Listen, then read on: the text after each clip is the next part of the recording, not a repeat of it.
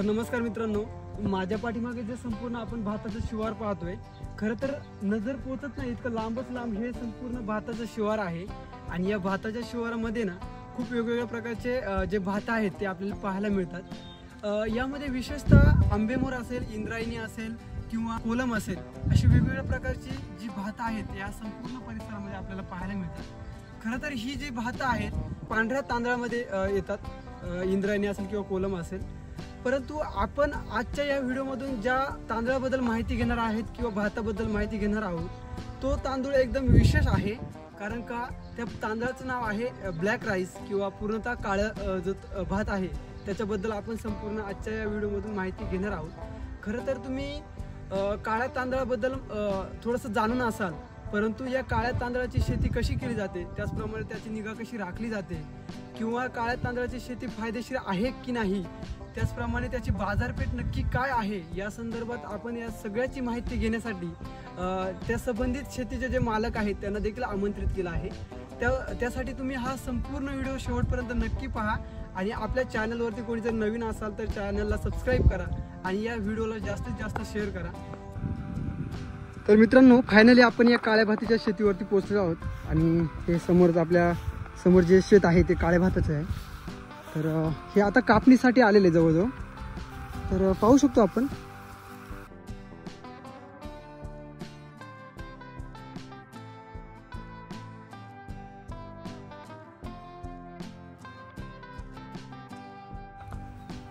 तर मंडळी, आत्ताच आपण हे संपूर्ण जे शेत आहे ते पाहिलेलं आहे. आणि मला तर पहिल्यांदा खोटं वाटलं होतं. तर तुम्ही ते पाहू शकता की हे जे तांदूळ आहेत ते आतमधून काढल्यानंतर पूर्णतः काळे आहेत.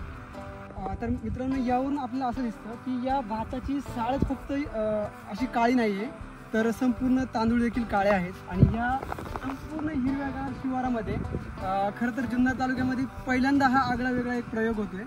आणि ह्या भाताविषयी संपूर्ण माहिती घेण्यासाठी या शेतीचे जे मालक आहेत त्यांच्याशी आता आपण चर्चा करणार आहोत.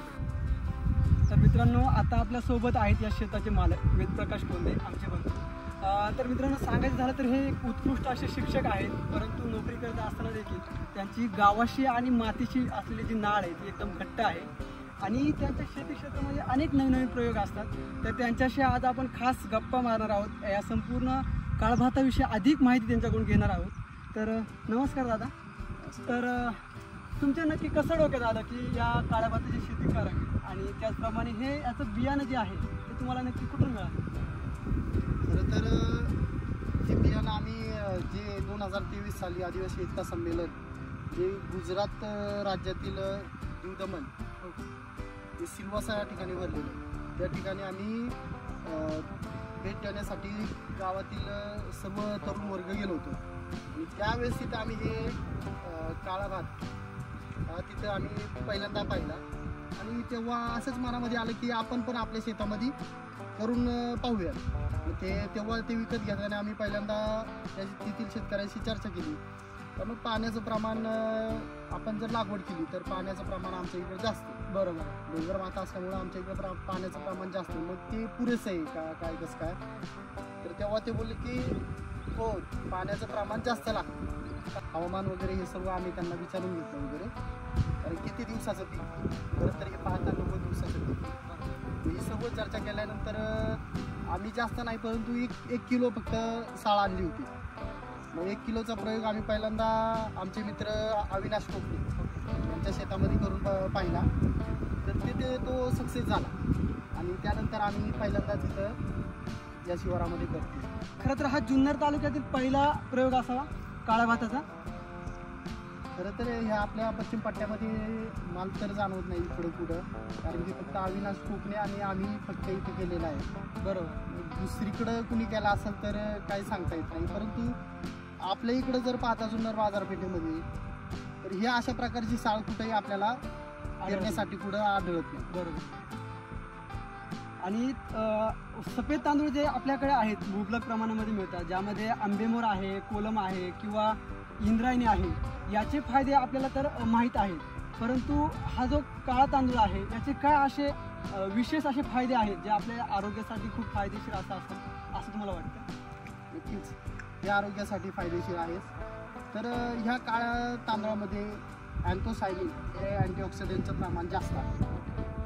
हे काय करतं की पेशींचं प्रमाण हे काय करतं कंट्रोलमध्ये ठेवण्याचं काम करतं. आणि जर पाहता आपण पाहतो की हृदयरोग, कर्करोग, जुनाट जे आजार आहेत त्यांपासून संरक्षण करण्याचं हे काम करतं. तसंच ह्या काळ्या तांदळामध्ये फायबरचं प्रमाण हे मोठ्या प्रमाणात आहे.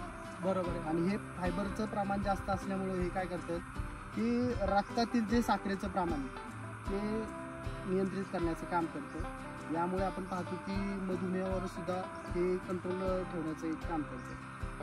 आणि माझा असा एक प्रश्न होता आणि आमच्या सर्व दर्शकांसाठी त्यांना देखील या गोष्टीची खूप उत्सुकता होती की याचे आरोग्यासाठी काय काय फायदे आहेत. आणि हे आता आपण दादांच्या तोडून ऐकलेले आहेत, कारण की खास त्यांनी असं मगाशी बोलले की आमच्या घरगुती वापरासाठी आम्ही हा प्रयोग केलेला आहे. कारण की असं आता जर पाहिलं तर रोगाचे प्रमाण वगैरे खूप मोठ्या प्रमाणावर वाढले आणि त्याच्यासाठीच हा खरं तर त्यांनी एक खूप छान असा प्रयोग केला आहे. तर आहारामध्ये या काळ्या तांदळाचा वापर आपण नक्की कसा करावा? नक्कीच आहारामध्ये आपण तर आता सफेद तांदूळ जो वापरतो त्याचप्रमाणे आपण जर याचा भात जर करून घातला तर याचा भात आता आपण नॉर्मल जे भात बघतो तर तो सफेद कलरचा राहतो. बरोबर. तर याचा जर बघितला तर थोडासा जांभळ्या कलरचा होतो. जांभळ्या कलर. हा, त्याचप्रमाणे आपण खीर सुद्धा करू शकतो. आणि खीरच्या माध्यमातून देखील आपण त्याचा वापर करू शकतो. तर आता या भाताचं उत्पन्न घेत असताना किंवा भाताची शेती करत असताना काही विशेष काळजी घ्यावी लागते की इतर जे भाताचं उत्पादन आपण घेतो त्यांची शेती करतो त्याप्रमाणेच त्यांची देखील शेती केली जाते या भाताची? नाही, खरं पाहतं तर आपण जे इतर जे सफेद तांदूळाची जी शेती करतो त्याचप्रमाणे याला सुद्धा याची सुद्धा शेती केली जाते. बरोबर. आणि याच्यामध्ये आता आमचा नवीन प्रयोग असल्यामुळे आम्ही एकतर ठरवलं की जे रासायनिक जी खते त्यांचा म्हणजे वापर करायचा. याच्यामध्ये काय रासायनिक खतांचा वापर केलेला नाही. म्हणजे प्रॉपर तुम्ही शेणखत असेल किंवा गोळी खत असेल याचा वापर करूनच हे जे उत्पन्न आहे आपल्या डोळ्यासमोरचं हे घेतलेलं आहे. बरोबर. आणि बाजारपेठेबद्दल नक्की काय सांगाल? म्हणजे बाजारपेठचं आता तुम्ही तर प्रायोगिक तत्वावर केलं, तुमच्या घरच्यासाठी केलेलं आहे, पण असा तुम्हाला अंदाज असेल की इन फ्युचर जर तुम्ही बाजारपेठेमध्ये जर उतरले तर याची बाजारपेठ कशी उपलब्ध होईल?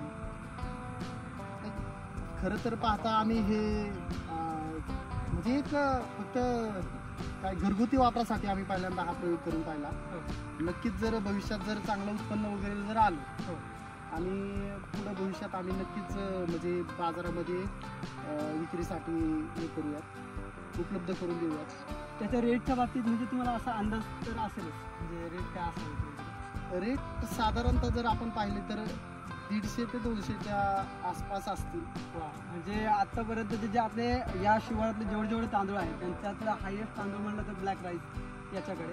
आणि खरं तर असावे देखील, कारण की याच्या आरोग्यासाठी जे फायदे आहेत ना मित्रांनो, तर ते खूप सारे फायदे आहेत आरोग्यासाठी. त्याच्यामुळे याचं रेट देखील 150 ते 200 रुपये किलोने आहे. ज्यावेळेस तुम्ही पहिल्यांदा हे शेतीसाठी जे भात आणलं होतं पेरणीसाठी ते कसं आणलं होतं, म्हणजे किती रुपये किलोने आणलं होतं? त्यावेळेस आम्ही खरं तर 100 रुपये किलोने आणले. जे काय भात आहे ते? होय, साळ जी विकायला आली होती तिथं ती 100 रुपये किलो याप्रमाणे तिथनं आम्ही खरेदी केली होती 2023ला.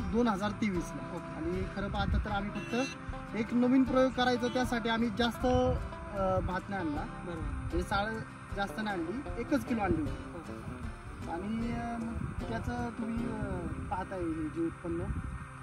आता पाहूयात भात कापणी झाल्यानंतर. तर मित्रांनो, काही दिवसामध्येच ह्या भाताची आता भात कापणीसाठी आलेले आहे. म्हणजे जवळजवळ 3 ते 4 दिवसामध्ये आता याची भात कापणीला सुद्धा आलेलं आहे. तर मंडळी, ह्या संपूर्ण काळ्या भाताबद्दल आपण संपूर्ण माहिती घेतली आहे आमच्या बंधूंकडून. तर ही संपूर्ण माहिती तुम्हाला कशी वाटली ते कमेंट बॉक्स मध्ये नक्की कळवा. त्याचप्रमाणे चला भेटूया एका नवीन व्हिडिओमध्ये. तोपर्यंत धन्यवाद.